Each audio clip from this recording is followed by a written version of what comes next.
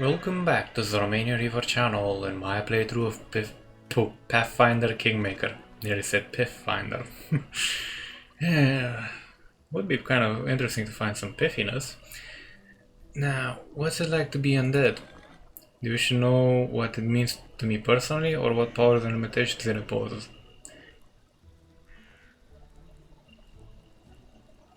Do you regret not being alive anymore? Shadow passes over Jeff's face. You surely know how to ask questions. She says nothing for a long time. Two desires led me through life, to feel pleasure time and time again. And to achieve perfection. One life brought me closer to the second. I am changeless, torn from time. The chaos of the world and even the soul circle have no power over me.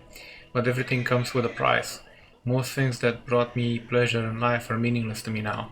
How can I decide which is better? There is no purpose in living only for yourself. It makes life and unlife equally senseless. A bright life full of pleasure is better than an unlife though eternal. You've become powerful, that's all that matters. It's much better than the life of ordinary mortals and even elves.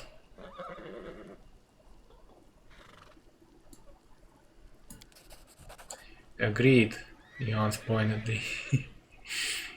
How do healing spells, prayers, and potions affect you? Dreadfully, of course. Your healers had better stay away from me in battle. The undead are healed through interaction with negative energy, and I can perfectly manage that on my own. You don't need sleep. You don't need to sleep, right? I'm spared from the bothersome need, but I hope you do not take this as a reason to invent additional responsibilities for entertaining me during the night. I spend this time meditating and addressing the goddess. What about carnal? Yeah, this one I gotta ask. A tactless and facile question. That pleasure is now as senseless to me as food or wine. Action without feeling. Jeffel cringes. Thank you. I have no further questions about this. Tell me about your goddess. It might sound strange, but I know less than others about Urgafoa and her faith. My transformation to an Inquisitor was unexpected, but I'll answer the best of my knowledge. What do you know about Urgafoa herself? Oh, certainly. Urgafoa was once a mortal woman, basking in life and all the pleasures it had to offer. Her passion was so strong that Urgafoa rebelled against Pharasma, against death itself and its laws.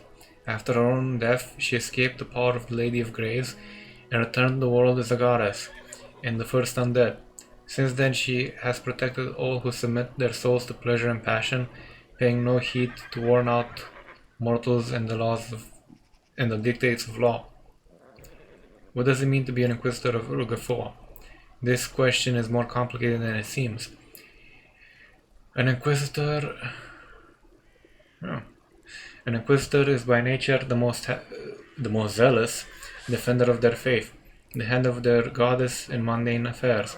When I received this title and power, I expected the Urgafoa would tell me my mission, but this never happened. The goddess remains silent. There is only one reasonable explanation I can imagine. Discovering what's expected of me is part of my mission.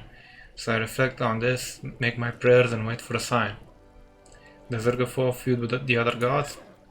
Not Urgafoa, but Pharasma still tries to call her to order, and Saranae to heal her. Jeffrey laughs at the absurdity. What does Urgafoa require of her followers? To enjoy, to taste exquisite dishes, to feel the lover's caress, and drink the enemy's suffering. A wonderful religion, isn't it? This sounds like frickin' Slanesh, doesn't it? We'll check. Why is the cult of Urgafoa forbidden in much of Golarion? Because Golarion is plagued by narrow-minded cowards. Some tremble at the freedom granted by Urgafoa, others fear the wrath of Pharasma and her priests. Enough of this for now. What made you follow me? Curiosity, the need for a reliable ally. You see, I must come to understand what my goddess seeks from me. Urgafoa gave me the powers of Inquisitor without declaring her will to me.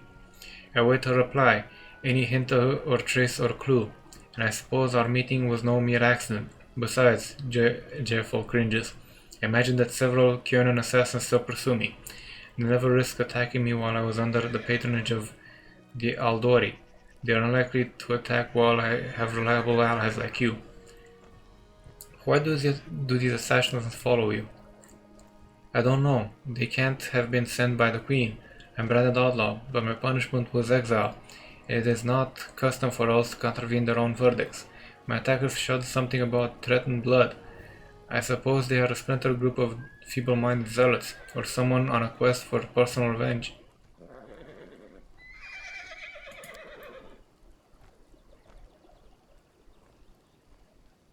Thank you for the conversation, farewell.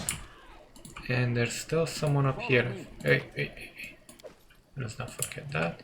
Actually, was there any more loot up here? Here and here. Spoon. Yeah, that might actually be useful. Greetings, Valerie sighs. Everything is well, I hope. I'm ready for new orders. Tell me about yourself. What exactly would you like to know? I was born to a noble family, though I didn't remain long on the family estate. My father sent me to the Order of the Eternal Rose. Wasn't that the name of the order from The Witcher? Was it the Eternal Flaming Rose? Can't remember. But I left once I realized that it didn't match my principles. Where are you from? What was your childhood like? I was born in Brevoy, but in fact I've never seen much of the country. I spent my childhood on a remote estate owned by my noble family. My father is a respected philanthropist and benefactor of the Church of Shelan. He is also a renowned private collector and a great admirer of the arts.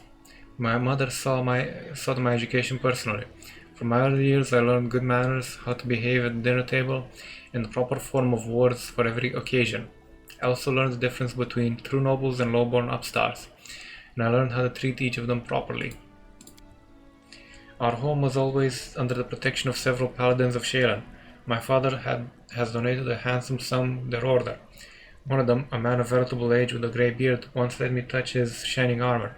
I still remember the admiration I felt when I touched the cold, polished steel. Valerie smiles. Of all the memories of my childhood, that one is somehow the warmest. Why were you sent to the Paladin Order of the Eternal Rose? As you can imagine, from my first days, I was surrounded by crowds of servants and nannies who never stopped praising my heavenly beauty.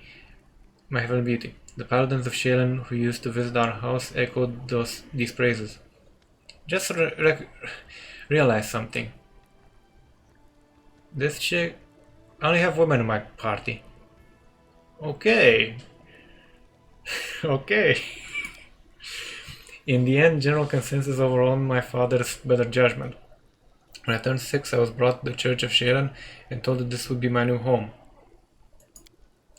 Don't pity me though, I beg you. Many who hear this story immediately assume that my parents were cruel and had no love for their child. Valerie's eyes become stern. My parents had respect for me. They taught me something that has supported me all of my life, a sense of self-esteem. Besides, they didn't abandon me. Once every 6 months they would come and visit at the Order of the Eternal Rose. We had some tea, then had an hour to walk around the garden. Then they would take their leave as etiquette demanded. What did they teach you at the Order? A variety of things. Some of them appealed to me, others I couldn't accept. I enjoyed the physical activities and swordsmanship, but the arts, calligraphy, painting, poetry, and so many other ways to waste one's time. Valerie sighs. I guess that deep in my heart I always knew I'd never be a true paladin of Shelan. Wielding a sword always felt more natural to me than handling a paintbrush. Why did you leave the order? Because of my heavenly beauty, Valerie winces in contempt. According to Shelan's laws, all art is sacred, whatever form it takes. Severe punishment awaits those who dare harm a painting, sculpture, or poem, no matter how worthless the drivel might be. My looks always attracted unwanted attention from the pilgrims and acolytes at the temple. I received my first poem dedicated to me when I was 9. The author was some wealthy geezer. Okay, things got weird. Valerie's lips thin in contempt, and that was only the beginning. Sculptures, pictures, poems. I was drowning in them. My admirers mobbed me, and I had to respectfully accept all their garbage. The clerics of the temple were magnanimous, for my suitors made generous offerings to the church, but one time I just snapped. Barely suppressed anger glitters across Valeri's eyes. Some multi-idiot has dedicated an extremely untalented poem to me, and he had the nerve to read it right to my face, holding my sleeve. Church bells in the background as well. Lovely, huh? They should be done in a couple of minutes. Let's continue reading. Kind of suits the mood. The hour was late, and I was on my way to get some rest after a boring lesson on rhymes. I lost control and tore the poem apart. Tore the poem apart right in front of him. Valeria raised her head proudly. The paladins wanted to impose some punishment upon me. I don't remember which one exactly. They wanted me to repent. Instead, I just gathered my things and left. What did you do after you left the order? I set off for Restov. I wanted to get as far away as possible from Sharon and the destiny everyone seemed so ready to force upon me.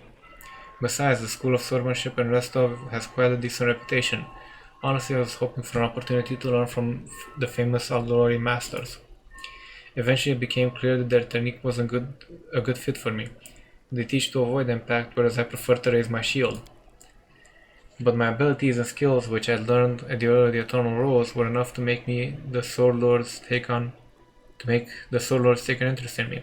They offered me a chance to join the mercenaries who serve the Sword Lords, and I accepted. I bet your beauty inspired many people in the Order. Mary's gaze suddenly becomes cold, and here I'd hoped to avoid that question. She exhales loudly. Well, let's get this over with, once and for all. You should understand that I'm perfectly aware that most races, orders, and genders find me physically attractive. It's beyond my power to change that, but I've never given a potential admirer any reason to start a conversation with him. But it doesn't stop them. After leaving the order, I took a dagger and cut off the long hair they used to praise. Well, now I get letters praising the beauty of my eyes. It was because of my appearance that I ended up in the Order of the Eternal Rose, though I never wanted to be a paladin. It was because of my beauty that an infinite number of suitors have pursued me, all of them confusing simple politeness with hints of affection. Valerie clenches her fist. But do you know what I really want?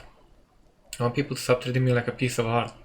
I want them to notice that I'm a person, that I'm capable of something more than smiling for paintings, where I sit wearing a lacy satin dress. Wouldn't be a dress in my case. Holding a basket of peaches in my lap. Is that too much to ask for? The last question comes out in a shout, though Valerie doesn't seem to realize it.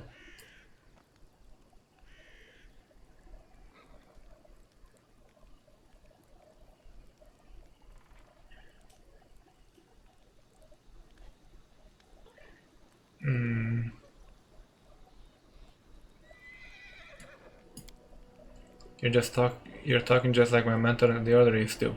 But then Valerie regains her self-control and hides her contempt behind her polite mask.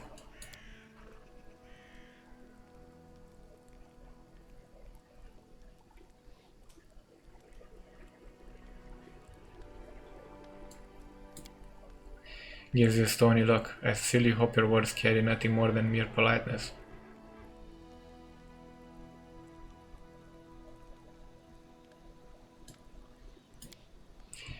So you like me, but won't seek my favor? Well, that's something new. Raises her eyebrows and smiles. But this smile expresses amusement, not her usual cold arrogance. Tell me about Sheila and her paladins. Jeez, we're gonna be stuck reading a lot of stuff today. Like last week, pardon. Oh boy. Sheila is a goddess of love, beauty, and art. Her paladins are something like armored artists. That's how they like to think of themselves, at least. Valerie tries to contain her feelings, but her inner contempt bursts forth. They are fanatical defenders of worthless, inartistic paintings and meaningless opuses, if you care to know my opinion. What do paladins of Shilin usually do? They wander around, seeking the next pile of garbage, and when they find it, they call it an immortal piece of art, and admire it until they are blue in the face. You might not believe this, but the paladins of Shilin aren't allowed to slay their enemies if they beg for mercy. Can you guess why? Because a bandit, rapist, or murderer who has been put to the sword will never be able to create something beautiful in the future. So Paladin overpowers her enemy in battle, then inspires him to create a masterpiece. Jesus Christ. It might sound hilarious if it weren't true. Plus, all of Shailen's followers are obliged to practice some sort of art in his or her free time. Every single day, no matter what else is going on, even if you're feeling sick or hungry or sleepy. Otherwise, according to their clerics, you lose your connection to your goddess. Preposterous notion, wouldn't you agree? Yes, kind of sounds like a bit like fundamentalists. Then again, they're paladins. That's basically what a paladin is, a fundamentalist with a big sword and heavy plate mail. You speak of Shin with sacred contempt. What did the goddess of beauty do to on your anger? She's been trying to ruin my life, Valerie snores. Shailen, the goddess of everything useless that ever existed in this life. All the beauty in the world, all the art, all the soulful sighs in the moonlight.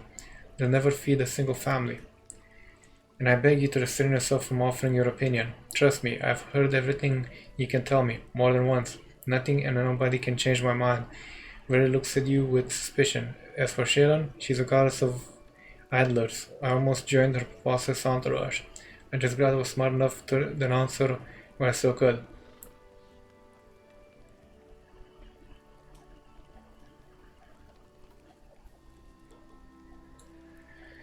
Yeah, is that what you think? Very curves an eyebrow, mocking amusement. Many share that delusion. I was deluded too for a while. I now consider all works of art useless. People create this garbage because they have nothing better to do. The peasant doesn't paint a picture, he plows the earth to feed his family. The soldier has no time for sculpture, he must defend his homeland. But idlers and slackers have plenty of time to waste, so they smear canvases with paint and imagine they've done something worthy and valuable. Ray shakes her head in disapproval. He said every paladin must practice a kind of art. What kind of art did you practice? Or pursue? Ah, that I used to embroider. And I still do from time to time. Tetris blush covers Valerie's cheeks. It's nothing, I assure you. Just simple task to keep my hands busy and keep gloomy thoughts at bay. Nothing special.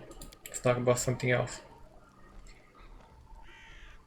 If you're an atheist, you don't worship any deity? Right. I need no guidance from above. I have my own good conscience and my leader's orders to live by. Well, we had the church earlier, now we have the ambulance. You don't have to follow etiquette and maintain good manners while speaking with me, if you don't want to. More of that, Valerie says, and I'm sure you understand that I am what I am. That's how I was brought up, first by my parents and then by mentors in the order. I guess you have plenty of suitors.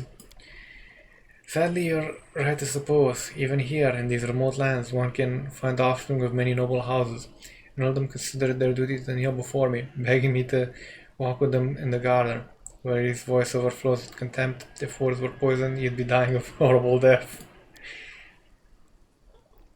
You're eager to follow my orders. Why? Well, let me just read. Oh, and don't forget about village oaths. They understand the concept of nobility perfectly, so they realize they'll be punished if they dare make any advance towards me. So they prefer to stare from a distance ruling, and believe me, I can very well imagine what they discuss in the taverns, where he shivers and jerks her shoulders, as if trying to shed the sticky, disgusting stares. How should I put this? It's not only guys who do that, it's also girls. So yeah.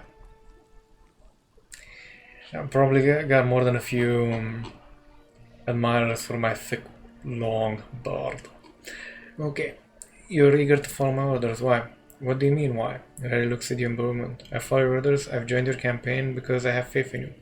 I believe your intentions to be noble, though things may not always turn out as you've planned.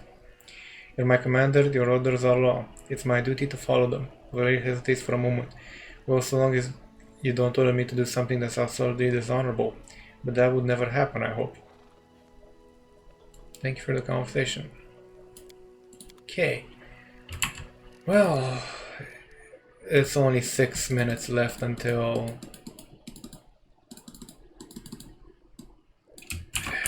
the end off point. Okay, I think I talked to everybody. Yeah, I did.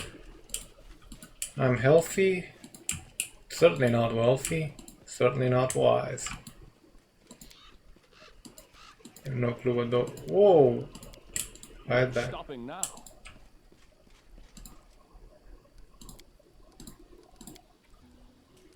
Okay, lethal stance, yeah. And now I have melee specialists. Almost exclusively actually only melee specialists.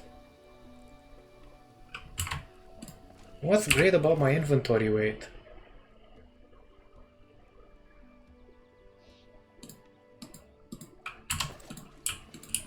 Okay, I have to sell shit. Let's just take a look real quick. Yeah.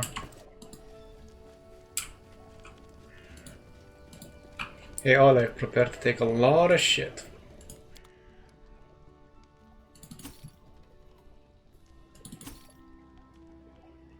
That we keep for now.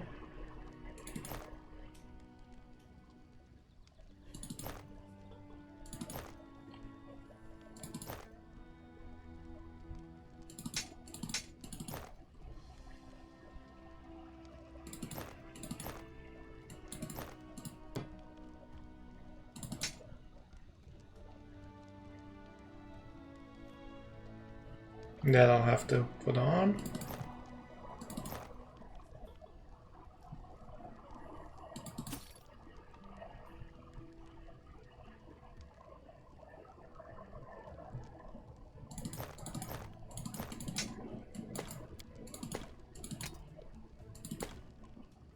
Holy shit, I need a lot of space. Let's just sell everything, really.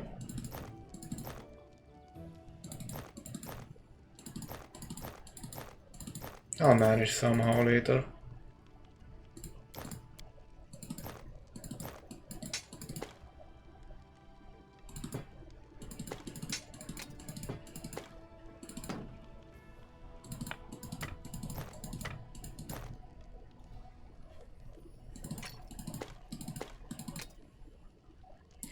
And well, that's one we're gonna keep.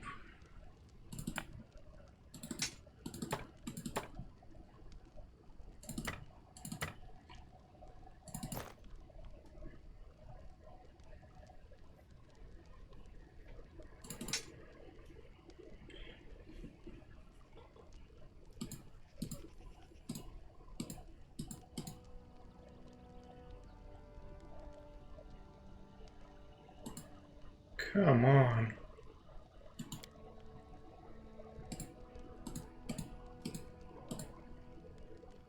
Where's all this weight?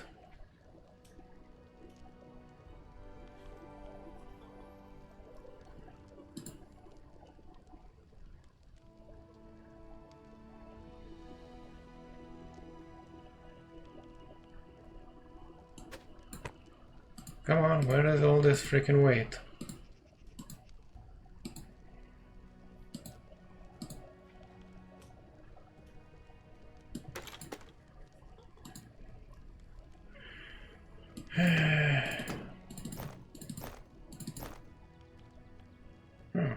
That's a bit better.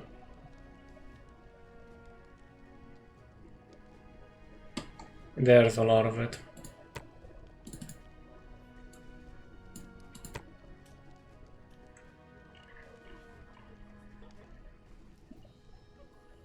That's where we can keep the crossbow. Where is it?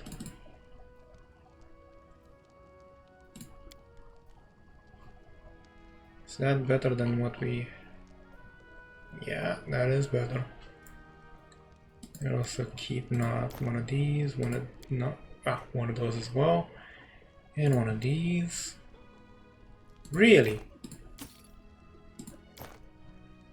That's retarded. Okay. For 800, do we have any dwarven stuff? Dwarven Urgosh. Dwarven Orax. There we go. And also armor-wise, anything...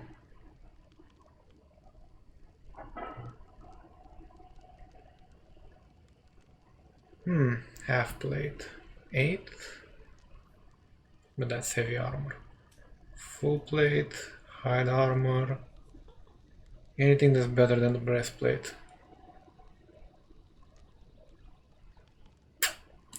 Also, let's just quickly check with the dwarven. Is it masterwork? Yes, it is. Then it works. Any shields besides this one? Nope. Then we're gonna have to deal with that. Okay.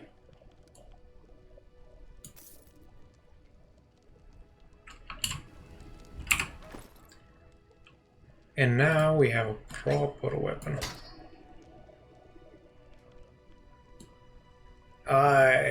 Now I need a shield. Shit, did I sell something I wasn't supposed to sell? I think I might have.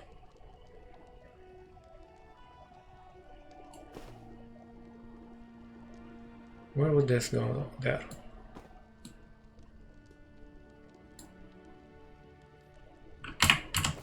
Will this guy still have them though? I think he might. I think he just, yeah, he does.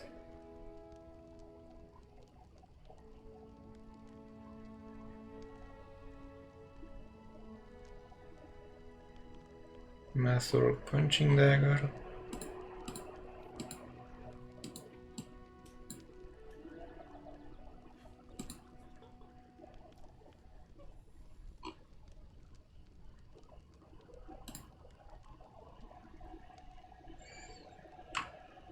This one I'd want. I can't afford yet. Fuck me. Oh well. At least now I look more suitably dashing. And suitably over time again. Cause such is life. In any case, we're gonna leave it off here now, ladies and gentlemen. And next time I'll frickin' finally be able to move on and see about that whole cottage thing. Thank you for watching, or more precisely surviving up until this point, because gods know the editing's kinda interesting and my voice has a melodic tone to it. If you like what you saw, feel free to hit the subscribe button, like button. It does help out the statistics of the channel, gets more visible, you know, stuff like that. And to be honest, at one point I would like to actually make this a job so I can do better content with better quality, more games, more coverage, you know, stuff like that. Take care.